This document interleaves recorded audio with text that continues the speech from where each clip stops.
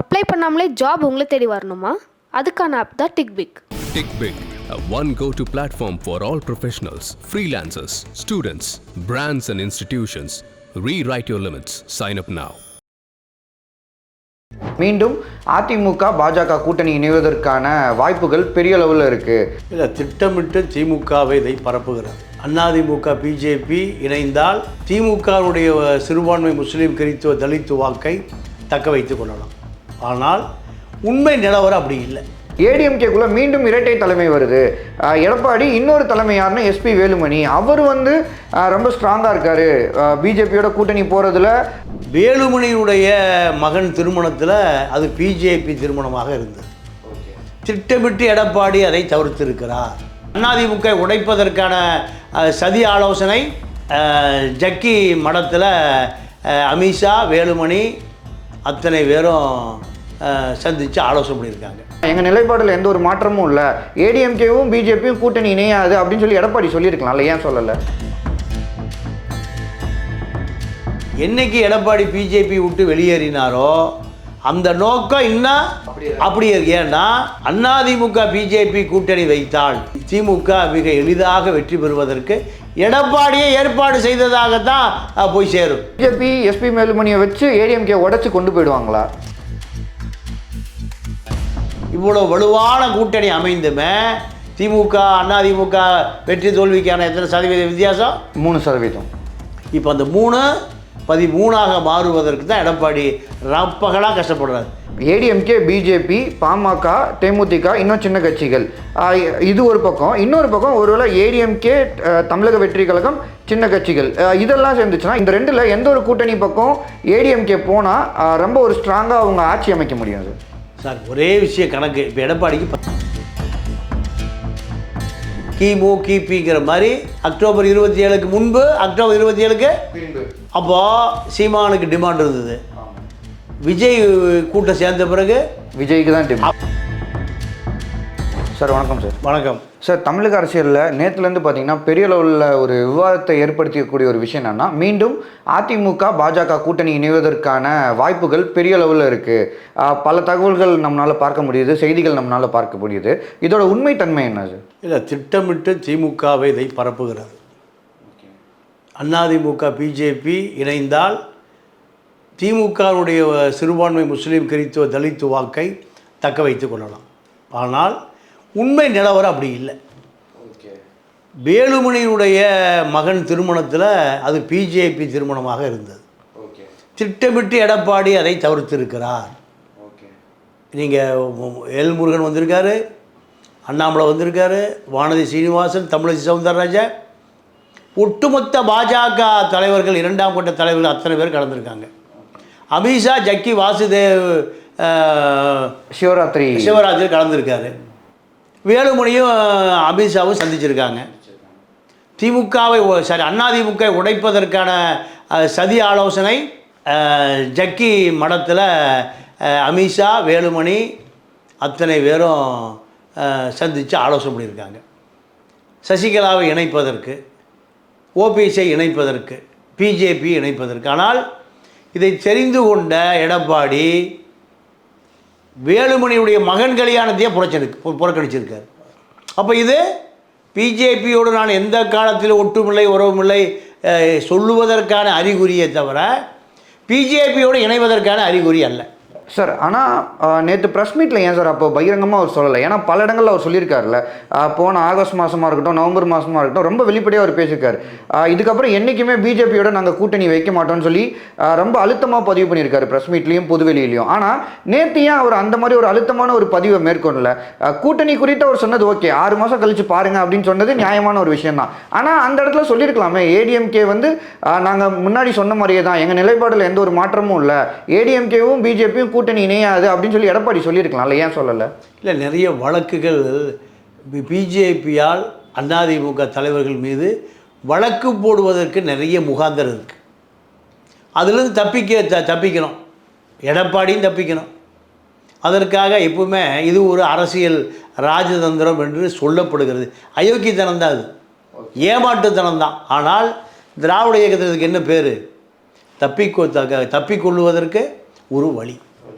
ஆனால் என்னைக்கு எடப்பாடி பிஜேபி விட்டு வெளியேறினாரோ அந்த நோக்கம் இன்னும் அப்படியே இருக்கு. ஏன்னா அதிமுக பிஜேபி கூட்டணி வைத்தால் திமுக மிக எளிதாக வெற்றி பெறுவதற்கு எடப்பாடியை ஏற்பாடு செய்ததாகத்தான் போய் சேரும்.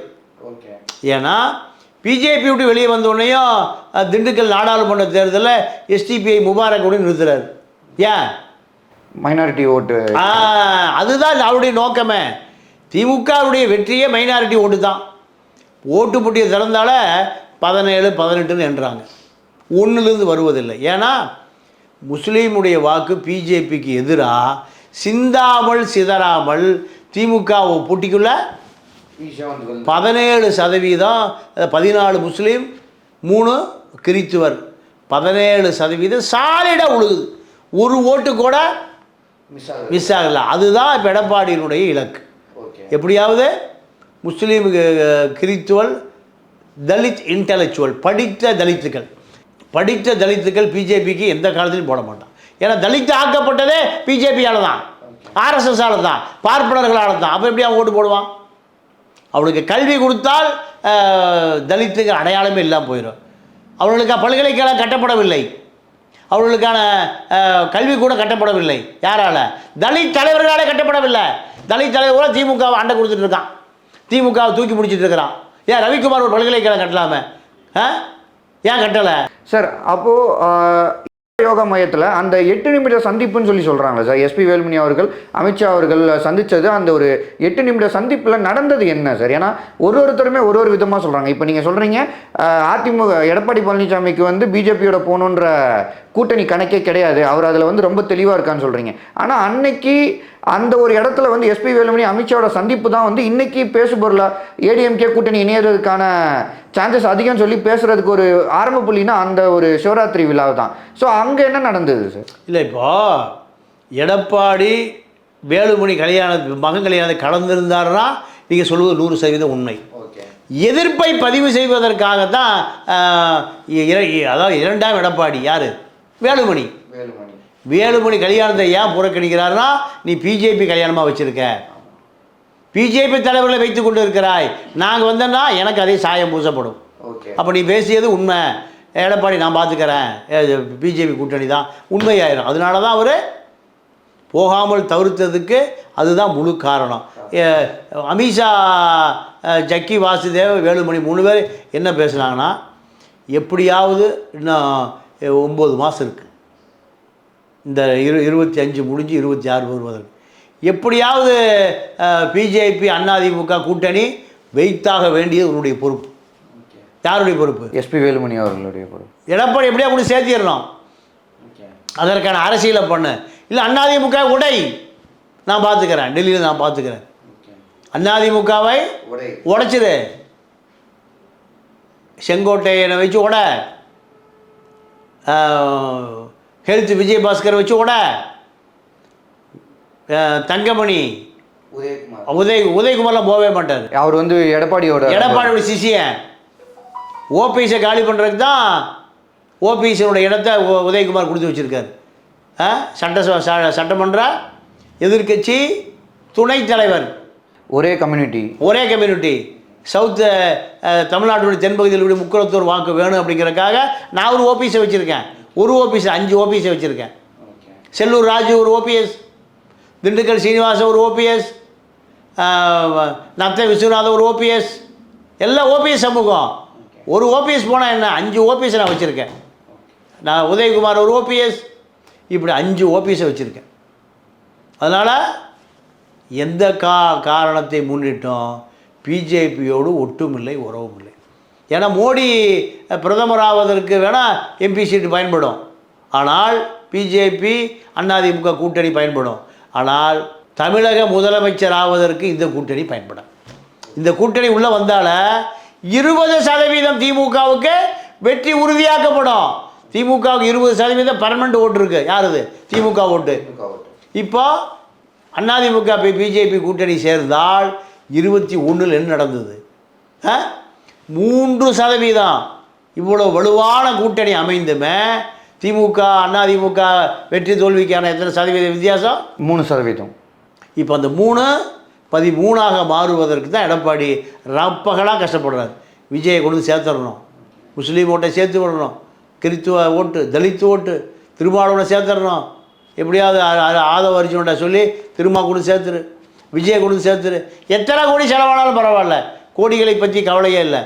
ஏன்னா ஹைவேஸில் திருடி 1 லட்சம் கோடி இருக்குது, உள்ளாட்சித்துறையில் திருடி 1 லட்சம் கோடி யார் வச்சுருக்கா? வேலுமணி வச்சுருக்கார். நிலக்கரியில் திருடி 1 லட்சம் கோடியை தங்கமணி வச்சுருக்கார். வந்தவுடனே செந்தில் பாலாஜி நிலக்கரித்துறை அமைச்சர் வேணும் கேட்டு வாங்கினார். எப்போ திமுக ஜெயிப்பதற்கு முன்பே எனக்கு நிலக்கரித்துறை அமைச்சர், மின்சாரத்துறை அமைச்சர் வேணும் கேட்டு வாங்கினார். யார்? 300 கோடி ரூபா கொடுத்து விலைக்கு வாங்கப்பட்டதான் மின்சாரத்துறை. யார்? செந்தில் பாலாஜி. அதுவும் அந்த கட்சியிலேருந்து அப்போ தான் உள்ளே வர்றாரு. 300 கோடி ரூபா கொடுத்துருக்காரு. எதுக்கு? எனக்கு இந்த போர்ட்போலியோ வேணும், இந்த மினிஸ்ட்ரி வேணும். ஏன்னா தங்கமணி வந்து ஒரு 1 லட்சம் கோடி தேடி வச்சுருக்காரு வாங்காத நிலக்கரிக்கு. 1 லட்சம் டன்னா காணமுனார். அடுத்த நாள் காலையில் 1 லட்சம் டன் எவ்வளோ திருடினாரோ பாதியை யார் கொடுத்துட்டா? தங்கமணி செந்தில் பாலாஜி கொடுத்துட்டார். இப்படி கொள்ளையடிப்பது தான் இவர்களுடைய கொள்கை. அப்போ இதில் என்ன இருக்குது? இப்போ எடப்பாடி என்ன நினைக்கிறாரு? அடித்த காசு இருக்குது, அதை வச்சு செலவு பண்ணி ஆட்சியை பிடிக்கணும். இதுதான் இவர்களுடைய அரசியல். ஆனால் பிஜேபி என்ன நினைக்கிறான்?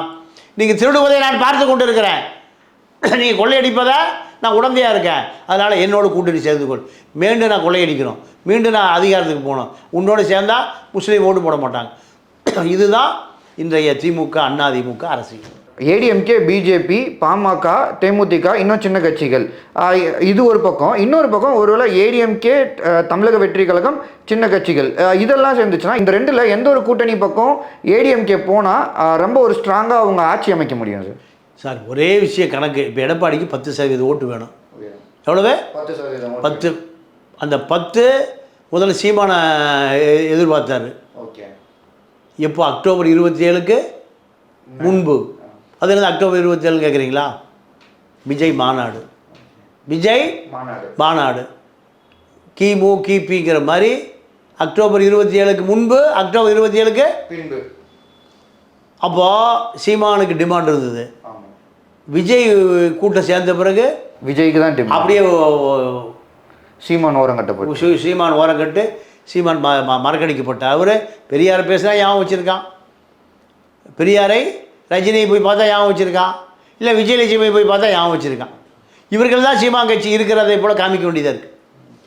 அப்போது ஆனால் விஜய் கட்சிக்கு வீட்டுக்கு ஒருத்தன் இளைஞன் விஜய் கட்சிக்கு போகிறான், சிறுத்தையிலேருந்து போகிறான். சிறுத்தை பெருஞ்சிறுத்தை சொன்னாலே கேட்க மாட்டான். ஏன்? திமுகவை தூக்கி சுமப்பதால் பெருஞ்சிறுத்தை திருமா சொன்னால கேட்காத மனநிலைக்கு யார் வந்துட்டான்? சில இளஞ்சிறுத்தை வந்துட்டான். பெருஞ்சிறுத்தை சொன்னால் இளஞ்சிறுத்தை கேட்காது, இந்த நிலைமைக்கு வந்திருக்கா. என்ன காரணம்? திமுக மீது உள்ள அதிருப்தி. இந்த அரசியல் தான் எடப்பாடியை முதலமைச்சர் நாற்காலிக்கு நகர்த்தக்கூடிய அரசியல். விஜய்க்கு இப்போ என்ன தேவைன்னா, எனக்கு நான் தான் முதலமைச்சர் இப்படி சொல்லிகிட்டே இருப்பார். எது என்ன? இன்னும் 9 மாதம். 9 மாதத்தில் ஆதவ் அர்ஜுன் ரெட்டியும் பிரசாந்த் கிஷோரும் புஷி ஆனந்தும் எங்கே கொண்டு நிறுத்துவாங்க? முட்டிச்சந்தில் கொண்டு நிறுத்திடுவாங்க. என்ன? திமுக வந்துடும். திமுக பூச்சாண்டி புள்ள முடிச்சிட்டு போயிடுவான். திமுகவை அழிக்கணுமா இல்லை? அப்போ விஜய் என்ன பண்ணுவார்? முதல்ல திமுக அழியணும், அழிச்சா அப்புறம் அதிமுக அப்புறம் பார்த்துக்கலாம். சார் ஆனால் பிரசாந்த் கிஷோர் தானே சார் இப்போ தனியாக நின்று நாங்கள் 118 சீட் ஜெயிப்போம்லாம் சொல்லிட்டு இருக்காரு. இல்லை, நீங்கள் ஜெயிக்கவே மாட்டேன்னு எப்படி சொல்ல முடியும்? பிரசாந்த் கிஷோர் கேட்டிங்கன்னா மீண்டும் பிரதமர் தான் மோடி வருவார்னு சொல்லுவார். அவருக்கான ஸ்ட்ராட்டஜி தானே சார். ஆனால் இந்த விஷயத்தில் அவர் தேவையில்லாமல் புதுசாக ஒரு நரேட்டிவ் செட் பண்ணுற மாதிரி இருக்கே சார். ஏன்னா இப்போ நீங்கள் சொன்னது தான் வந்து எல்லாருமே இங்கே தமிழக அரசியல் முழுக்க அதான் பேசுனாங்க. விஜய் வந்து எடப்பாடியோட கூட்டணி வச்சா கண்டிப்பாக அது வந்து ஜெயிக்கிற வெற்றி கூட்டணியாக மாறும் அப்படின்றது. ஆனால் திடீர்னு பிரசாந்த் கிஷோர் உள்ள வந்து தனியாக தான் நாங்கள் நிற்க போகிறோம், தனியாகவே நாங்கள் 118 சீட் ஜெயிப்போம் அப்படின்றது அது என்ன மாதிரியான நரேட்டிவ்? அது எதுக்கு? அதாவது ஆதவ் அர்ஜுன் ரெட்டிக்கு என்ன கொள்கைனா, திமுகவை ஒழிக்கணும், அதிமுகவை ஆட்சி கொண்டு வரணும். இதை நேரடியாகவே விஜய்கிட்ட போய் சொல்ல முடியாது. அதிமுக ஆட்சி கொண்டு வரணும் கட்சி ஆரம்பிச்சேங்குவார். அப்போ என்ன பண்ணுறதுன்னா, ஆதவ் அர்ஜுனா தான் யாரை கொண்டு வர்றாரு? பிரசாந்த் கிஷோரை கொண்டு வர்றாரு. பிரசாந்த் கிஷோரும் ஆதவ் அர்ஜுனா ரெட்டியும் போனால் தான் விஜய் காது கொடுத்து கேட்பார். அப்போ அப்படி கேட்கிற பொழுது 118 சீட் நமக்கு கிடைக்கும். இப்படி சொல்லி சொல்லி சொல்லி கடைசி நேரத்தில் கொண்டு முட்டிச்சந்தில் நிறுத்தி இதான் ஒரே வழி, வேற வழி இல்லை. திமுக ஒழிக்கணுமா வேண்டாமா? ஒரே ஆப்ஷன் அதுதான், ஆமாம் ஒழிக்கணும். அப்போ அதிமுக சேரு. 2011 என்ன நடந்தது விஜயகாந்துக்கு? இதை விட பெரிய சக்தியாக இருந்தாரா இல்லையா? மக்களோடு கூட்டணி, ஆண்டவனோட கூட்டணி, எவரோட கூட்டணி கிடையாது. கடைசியாக ஜெயலலிதா வீட்டில் போய் பொண்டாடி மச்சின்னு போய் கூட்டணி வச்சாங்க. அடுத்த நாள் காலை இவர் கிளம்பி போனார். இதுதான். அப்போது தமிழ்நாட்டு அரசியலில் எல்லாம் விலை கொடுத்து வாங்கப்படும். விஜயை விலை கொடுத்து வாங்கப்படும். இல்லைன்னா திமுக வந்துடும். இன்னும் 5 வருஷம் நீ எதிர்க்கட்சியாக தான் இருக்கணும், போராடணும். இந்த லாஜிக் சொன்னால் விஜய் உடனே என்ன பண்ணுவார்? இதுதான் எப்போ நடக்கும்னா அக்டோபர், நவம்பர், டிசம்பர் நடக்கும். சார், நீங்கள் இப்போ சொல்கிறது வந்து நடைமுறைக்கு கரெக்டாக இருக்குது. இது ஒன்று தான் ஒரே ஒரு வழி. ஏடிஎம்கேனாலும் சரி, ஏடிஎம்கேக்கும் சரி, தமிழக வெற்றி கழகத்துக்கும் சரி. ஏடிஎம்கே பாஜக கூட்டணி இந்த பேச்சுவார்த்தை வரும்போது இன்னொரு விஷயமும் பார்த்தீங்கன்னா, ஏடிஎம்கேக்குள்ளே மீண்டும் இரட்டை தலைமை வருது. எடப்பாடி இன்னொரு தலைமை யாருன்னா எஸ்பி வேலுமணி. அவர் வந்து ரொம்ப ஸ்ட்ராங்காக இருக்கார், பிஜேபியோட கூட்டணி போகிறதுல அவர் வந்து ரொம்ப ஸ்ட்ராங்காக இருக்கார் அப்படின்னு சொல்கிறாங்களே. ஸோ இந்த ஒரு விஷயத்தை எப்படி கன்சாலிடேட் பண்ணி எடப்பாடி வந்து நாங்கள் பிஜேபியோட கூட்டணி போக விரும்பலை, நாங்கள் தமிழக வெற்றி கழகத்தோட போகிறோம் அப்படின்ற ஒரு அமைப்பை கொண்டு வந்துருவாரா எடப்பாடி? அது இன்னும் 6 மாத காலம் இருக்குது. ஓகே. ஏன்னா எப்போவுமே 26 மார்ச்சில் தான் தேர்தல். 6 மாத காலத்துக்கு முன்பு தான் சூடு பிடிக்கும். அப்படி சூடு பிடிக்கிற பொழுது பிஜேபியா விஜயானா தொண்டை யாருக்கு ஆப்ஷன் கொடுப்பான்? பிஜேபி வந்து எதில் பெஸ்ட்டுன்னு பார்த்தீங்கன்னா, கட்சியை உடச்சி உள்ளே கொண்டு வந்து கூட்டணி சேர்றதுல வந்து எல்லாத்துக்குமே பிஜேபி தான் வந்து ஒரு முன் உதாரணம் மாதிரி. பல ஸ்டேட்ஸில் அவங்க அந்த மாதிரி பண்ணியிருக்காங்க. அப்படி இருக்கும்போது இங்கே உடையாமல் சேர்த்துருவாங்களா, இல்லை பிஜேபி எஸ்பி மேலுமணியை வச்சு ஏடிஎம்கே உடச்சி கொண்டு போயிடுவாங்களா? இல்லைங்க, இங்கே ரெட்டையில் தான் இங்கே ஹீரோ. ரெட்டை இலை எடப்பாடிட்ட 100% செட்டில் ஆயிடுச்சு. 62 எம்எல்ஏ இருக்காங்க. பொதுக்குழு உறுப்பினர்கள் 2550 பேரில் 2500 பேர் இருக்காங்க. அப்போது நீதிமன்றத்துக்கோ எலெக்ஷன் கமிஷனுக்கோ எங்கே போனாலும் எது ஜெயிக்கும்? இதுதான் ஜெயிக்கும். யார்கிட்ட மெஜாரிட்டி இருக்குது? நீங்கள் கடந்த காலத்தில் ஓபிஎஸ் போய் கடப்பாறையோடு வச்சு அதிமுக ஆஃபீஸை உடச்செடுத்து என்கிட்ட தான் கட்சி ஆஃபீஸினார். கோர்ட்டு பூட்டி சாவி எடுத்துகிட்டு போயிடுச்சு. சரிப்பா, உன் கட்சி உன் ஸ்ட்ரெங்க்த்தையும் கொண்டா, உன் ஸ்ட்ரெங்க்த்தையும் கொண்டா. எத்தனை எம்எல்ஏ உனக்கு பின்னாடி? 4 எம்எல்ஏக்கு மேலே காட்ட முடியல. யாரால்? ஓபிஎஸ்ஸால். சரி, எத்தனை பொதுக்குழு உறுப்பினர் உனக்கு கட்சி நடத்துகிற ஒன்றே கூட ஒன்றுமே இல்லை. அப்போ நீ தான் கட்சி நடத்துகிற, உங்கள்கிட்ட தான் கட்சி இருக்குது, உனக்கு தான் அலுவலகம். கோர்ட் யார்கிட்ட கொடுத்தது? எடப்பாடி அவர்கள் கிடையாது. அதுதான். இப்போ எலெக்ஷன் கமிஷன் மூலியம் ஓபிஎஸ் நிரூபிக்க முடியல, சசிகலா நிரூபிக்க முடியல, டிடிவி நிரூபிக்க முடியல. எலெக்ஷன் கமிஷன் முன்னாடி நிரூபிக்க முடியல, நீதிமன்றத்தில் நிரூபிக்க முடியல, பொதுக்குழுவில் நிரூபிக்க முடியல, எங்கேயுமே நிரூபிக்க முடியல. சசிகலா நான் பெரிய நீண்ட நெடிய பயணம் போகிறேன்னு சொல்லி தென்காசியில் ஆரம்பித்து தென்காசியிலே முடிஞ்சு போச்சு. கூட்டமே கூடாமல் ஒரு கவுன்சிலரோட போய் பார்க்கல. 25 ஆண்டு காலம், 4 நூற்றாண்டு காலம் ஜெயலலிதாவை கட்டுக்குள்ள வைத்திருந்த சசிகலாவை உள்ளூர் எம்சி போய் பார்க்கல, கவுன்சிலர் போய் பார்க்கல. ஆரம்பித்த தென்காசியிலே குற்றாலத்தை குடிச்சிட்டு ஊருக்கு போயிடுச்சு. இதான் நடந்தது. இதே நடந்தது ஓபிஎஸ் பலாப்பழத்துக்கு போயிட்டார். சொந்த தொகுதியில் டெபாசிட்டே வாங்க முடியல. தினகரன் மன்னார்குடியை மறந்துட்டார். எங்கே வந்திருக்காரு? தேனிக்கு வந்திருக்காரு. மன்னார்குடிக்கு தேனிக்கு எத்தனை மைல்? 500 மைல். சொந்த ஊர் பக்கம் போக முடியல. மன்னார்குடி குடும்பம், மன்னார்குடியில் அதிமுக ஜெயிக்க முடியல. யார் ஜெயிச்சிருக்கா? டிஆர்பி ராஜா அமைச்சராக இருக்கார். சொந்த ஊரில் உனக்கு மக்கள் ஓட்டு போடலை, தூக்கி எரிஞ்சிட்டான்.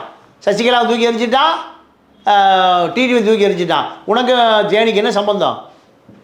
இப்படி தான். ஆக மொத்தம் எடப்பாடி கட்டுப்பாடு ரெட்டையில் இருக்குது, கட்சி இருக்குது, தொண்டன் இருக்கிறான். தொண்டன் நம்ப ஆரம்பிச்சிட்டான். இனிமேல் யார் காணாமல் போவா? செங்கோட்டையும் காணாமல் போவார், எஸ்பி வேலுமணி காணாமல் போவார். இதுதான் நடக்குமே தவிர இவர்களால் அதிமுக கோட்டையை ஓட்டையாக்க முடியாது. சார், ரொம்ப தெளிவாக எக்ஸ்பிளைன் பண்ணீங்க சார். நிறையா விஷயம் எங்களோட ஷேர் பண்ணீங்க. நேரம் ஒதுக்குனதுக்கு நன்றி. நன்றி, வணக்கம். அப்ளை பண்ணாமலே ஜாப் உங்களை தேடி வரணுமா? அதுக்கான ஆப் தான் டிக்பிக். TickBig, a one go-to platform for all professionals, freelancers, students, brands and institutions. Rewrite your limits. Sign up now.